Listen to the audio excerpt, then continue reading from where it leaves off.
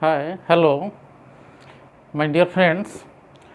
This is Dr. Arthamanjana, Senior Assistant Professor, PG Department of Business Management, Fakirmoni University, Vyasabihar, Balasore, Odisha. Once again, I am welcoming to all of you to this video lecture.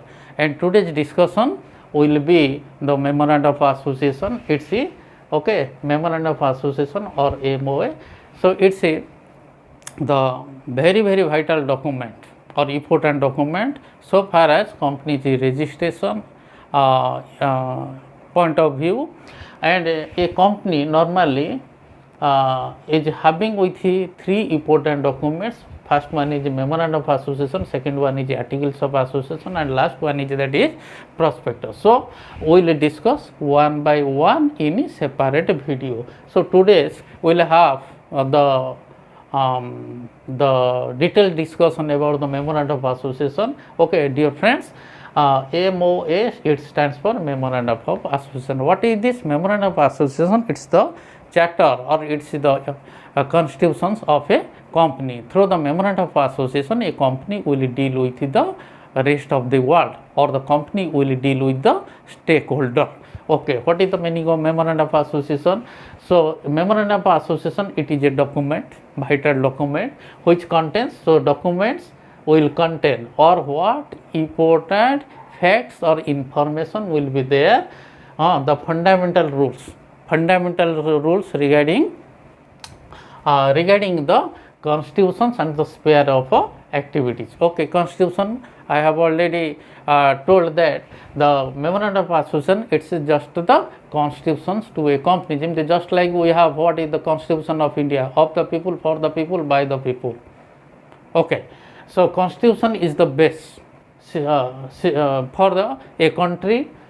Similarly, Memorandum of Association, it's the main important or the vital document to a company. So beyond a Memorandum of Association, a company cannot go or cannot do any types of activities. Okay, so what are the important contents or the clauses of the Memorandum of Association? Normally there are six clauses or six contents of Memorandum of Association. Okay, the contents of the clauses of Memorandum of Association, what are the descriptions? So first one we will discuss, dear friends, the name clause. Okay, so we have also the individual names, and our name is not similar with our friends. Similarly, okay, just before discussing the name clause, the name of the company, I am just giving the very simple example. When a new baby takes the birth, we are giving the name or we are naming. Okay, similarly, when a new company will be started or new company will be formed, whether it is the private company or the public company. Okay, so in this situation, we have to give the name. Okay, the name clause. What is name clause? A company must select a name which is not the same name with the other existing company. Okay, let's take an example. Suppose XYZ company is in the market, or there is one company is called XYZ, and your company name will not be the XYZ. Okay, it will not be the XYZ. And similarly, you will not give the name of your company like the king, queen, emperor, or similarly some government undertakings or the government bodies like the Reserve Bank of India, IDBI, like this. And similarly, you cannot give the name some international organization like the World Bank, similarly WTO, World Trade Organization, World Health Organization, like this you cannot give. Yes, so it's a very vital, you have to give your name. Come to the second one, contains the clause of Memorandum of Association. It's the registered office clause. So registered office clause means the head office of your company. What is a company must have the registered office and its addresses on which should be communicated to the register of the companies. Yes, after formation of the company, okay, after giving the name, then what you will inform to the register of the company. So what is the official address of your company. Okay, and again it must be communicated to the register of the companies, because the register of the companies will communicate the information or the facts from time to time to your company. Similarly, the rest of the world, I mean the stakeholder of your company or of a company, will communicate or will maintain the formal relationship with your company. So that's why registered office clause is also very vital.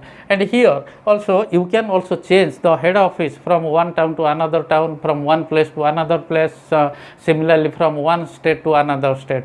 But you have to adopt some policies as per the Companies Act 2013. Yes, you have to pass the special regulations, as well as you have to take the permission from the company law board, register of the companies. Even in sometimes, okay, you have to take the permission from the court. Okay, then come to the third one, is that is the object clause. It's also very vital. Object clause. Object clause means what would be the objectives of your company, what are the nature of the activities of the company. So you cannot go beyond the activities or the spheres of activities of your company. If your company or a company goes beyond the objectives of the company, then it will be what is this? So illegal, or it will be the void, and it will be inoperative as per the Companies Act 2013. Okay, so the object clause sets the rights and the powers of the company. So what would be the rights and what would be the powers of a company? So this will be mentioned in the object clause, as well as and also define the nature of activities, which I have already told you. So nature of activities, whether your company is related to the manufacturing or the manufacturing sector, whether your company will be in a service related activities, whether it's agriculture related activities. So you have to clearly mention the objectives of your companies, and it's also very difficult to, or it is not easy to change the objective clause of the company. So in this situation, you have to also, you can change the objective clause of your company by taking the or by passing the special regulations, as well as you have to take the permission from the company law board, as well as from the government of India. And the object clause, so there are, so far as object clause, there are two types of objects. So main objects, and the second one is other objects. So in main objects is there, or which is pursued, or which will be taken into consideration to achieve the main objectives of a company, and the other objectives will be taken into consideration, or will be included all other objects which are not included in the main objects of the company. Yes, also the object clause will also protect the interest of the investors as shareholders, as well as the creditors of the company. Yes. Fourth one, clause of Memorandum of Association, it's the liability clause. So liability clause, liability means what is this? That is so the amount which will be paid to the outsider.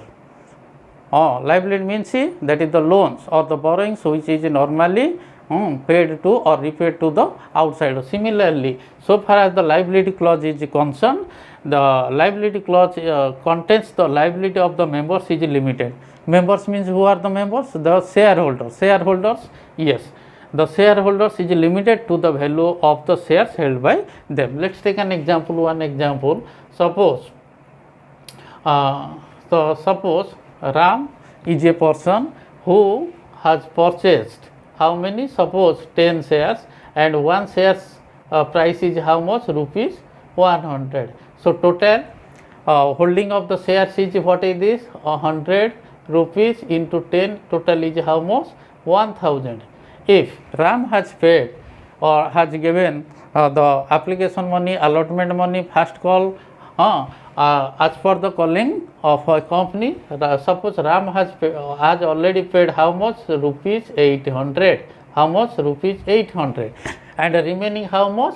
The company RAM will pay to the company when a company will call, or at the time of a dissolution or the liquidation or winding of a company. So RAM will pay only how much? The 200 rupees to the company. So that's why the liability of a company is limited. So I will request to all friends, kindly you see what is the basic difference between the partnership firm and the just company, and what is the difference between the just company with the cooperative society. Yes. So the liability clause. So similarly, some companies are limited by shares. Limited by shares, limited by shares, and similarly guaranteed by the shares. So here company guaranteed by shares means here the members of the company will give the guarantee in the event of liquidations or the winding of the company, so they will pay. So before that a company has to take the consent from the members, then the company can do it. Yes. Next one is that is the capital clause. So capital clause contains the total capital of the company. So I have already made one video what is share capital and what are the different types of or kinds of share capital. So it's a what would be the maximum share capital of the company and what are the classes of shares. So normally the classes of shares are equity shares and the preference share, and what are the privilege, what are the opportunity, what are the benefits, and other information must be mentioned in the capital clause or each class of the share, so that the general public will subscribe or will purchase the shares. Okay. Last but not the least is the clause is the association clause. What is this? Association clause contains the signatories of a memorandum of association. Yes. So there are minimum 7 members in the case of a public company, and in the case of a private company 2 persons for the private company. So private company here also in the case of a public company, the public company or whether the private company, in the 7 members to start a public company, there are 7 members or 7 members are required. So they must put their signature in where, or they will put their signature in where, any articles of association. And in the case of a private company, 2 persons must put their signature in articles of association. Okay. Similarly, the members or the signatories of a memorandum of association, they must subscribe at least 1 shares. So these are all about today's discussion. In another video we will discuss in detail what is the meaning of articles of association, and in another video we will also discuss what is prospectus and important contents of a prospectus. Okay. Thanks a lot to all of you. So I am 100% hopeful that you have learned a lot out of this discussion. So once again I am requesting to all of you, if you like this video lecture, kindly you share it, kindly you like it, kindly you forward it, kindly you subscribe it. Once again, thanks a lot to all of you.